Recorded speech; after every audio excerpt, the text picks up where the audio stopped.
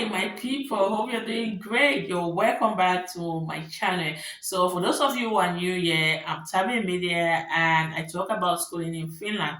So, please like this video, subscribe if you haven't, and also click the notification bell so that each time I upload a video, you're gonna get notified. Okay, I upload videos on Sundays like every week, but it depends. If it's rush hour, my people know what I'm talking about. So if you need more, if I think like, oh, they need this information, I can just pop in and upload or go live. So it's good to click the notification bell.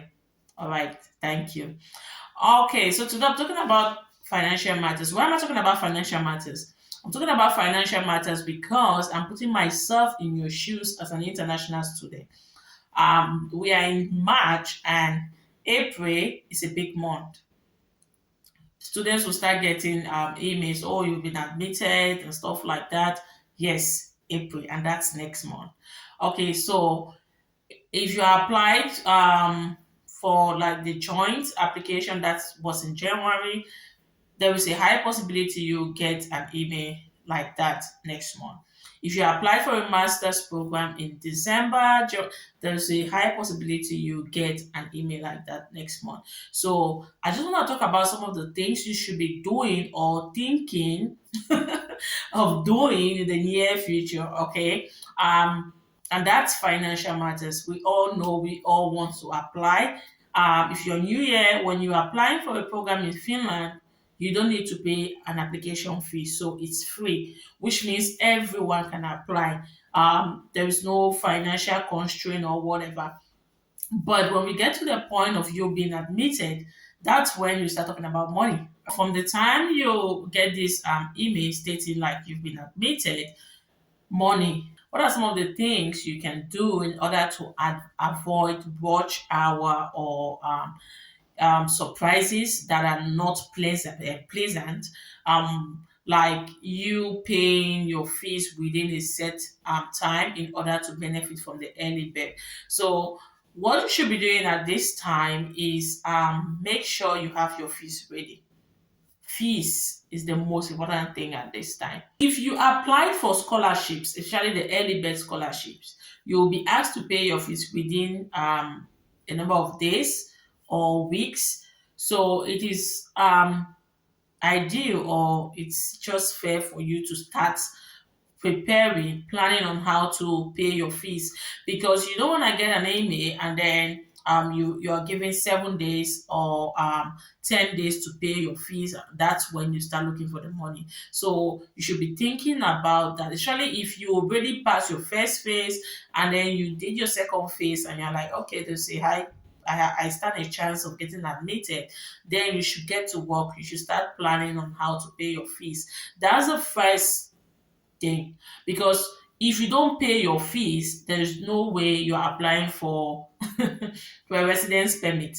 So please make sure you have your fees ready at this point. All right.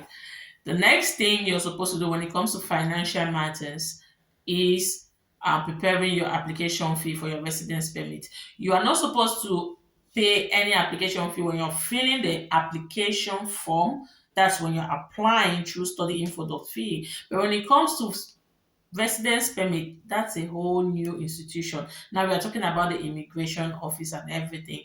So you have to fill the application form through enterfinland.fee and you have to create a profile. All right, I'll talk about that when we get there. If you've been following me, and you should know by now that I go according to the season. Let me just call it season. So now we are almost done with the application. We are virtually entering into the financial aspect of this journey. When we get there, I will talk more about it. But now if you are like, because last year I had students who were like, oh, I need to pay my fees within 10 days. I don't have the money. What do I do? It's like they were so consumed with the application process that they forgot that, they had to look for this money. So that's why I'm making this video because I want to remind you that hey, there is money, you have to spend money in a month or two. So you need to pay attention to this as well. So when you apply through enterfinance.fee and you pay the application fee online, it's cheaper than you paying in person, like maybe when you go to VFS Global and then you pay there, okay, in cash. That's different. So it's more expensive. So I always advise students to pay online. All right, so you're gonna spend money there as well. When you are buying your insurance, student insurance, health insurance, you are gonna pay money. All right, you're gonna spend money. And now, bank statement. That's another thing. You should be looking out like who is my sponsor, like who in my family can I choose. The thing with sponsorship is you can choose your uncle, you can choose your sister, you can choose your brother, you can choose your aunt, you can choose your parents, as long as that person has a genuine source of income. When I talk about genuine source of income, I mean this person can prove where this money or where he or she gets the money from. So, for example, in my family, my parents are not like my none of my parents are civil servants, or they don't have a job where maybe they have a contract, official contract. That's what I'm talking about. They are business, they are into business, and they don't have documents to support this. Especially those from developing countries. I know what I'm talking about. I'm from Cameroon. So this is just an example I'm taking. I'm not talking about my parents. Okay, so for example, now, like still on this example, my elder brother or my elder sister has a good job. Okay, he or she has a contract. There's a pay slip, everything, like everything is clear. What do I do? Even though my parents make more money, what do I do? I will use my elder brother or my elder sister. Why? Let me tell you why. Because if they ask for my sponsors proof of funds, all right, I'm gonna show his or her pay slip. I'm gonna show the work contract, so they can see that okay, this person is working, this person is earning this amount of money monthly, so he or she is capable of sponsoring you. But my sister or my brother don't have up to 6,720 euros. See, this information I'm giving you, take it serious. I always say my things here, but those who have ears should hear. When I was talking about second phase, no AC. I didn't talk about AC. People were coming.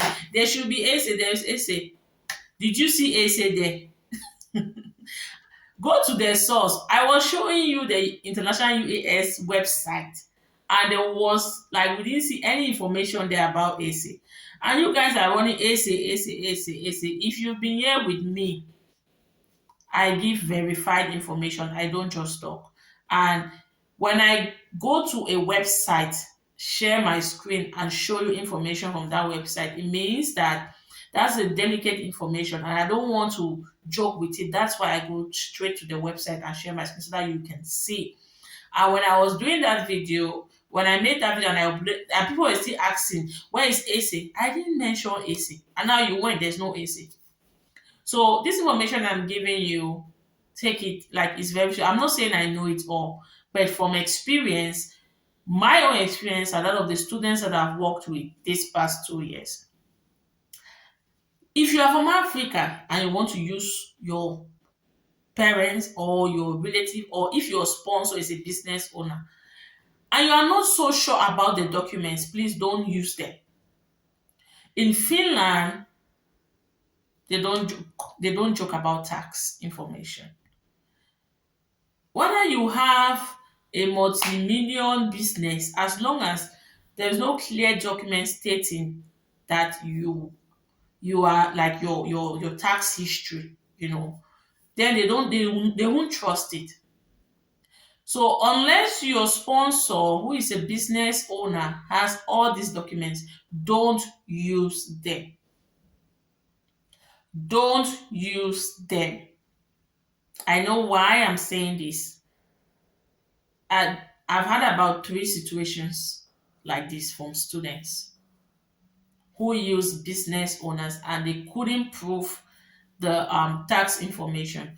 Don't use sponsors who are business owners and can't account for, they don't have tax record and all these documents, please. So back to the example I was using. So now your parents, they have this big business, but your elder brother or your elder sister or your kid brother or your kid sister, it doesn't matter if they are old or younger. So they have this job, but they can't afford 6,720 euros to put in your account, that moment. What they can do is your parents can chip in something into the account, but they are your main sponsors. See, all they need is what the immigration needs is for you to justify this money. This is your main sponsor, your sister or your brother, and then your parents chip in something, or he or she can stand as your sole sponsor as long as this person has a genuine income and documents to prove it. That's it. And I will mention this for the 110th time. 10 times. So please, the sponsor should deposit the 6,720 euros into your own account. The money should be in your own account, not your sponsor's account. If the immigration asks for your sponsor's bank statement, you can attach it. The most important thing is that money is in your account because you are the one coming to Finland. They want to see that you have access to this money. So make sure your sponsor puts this money in your own account.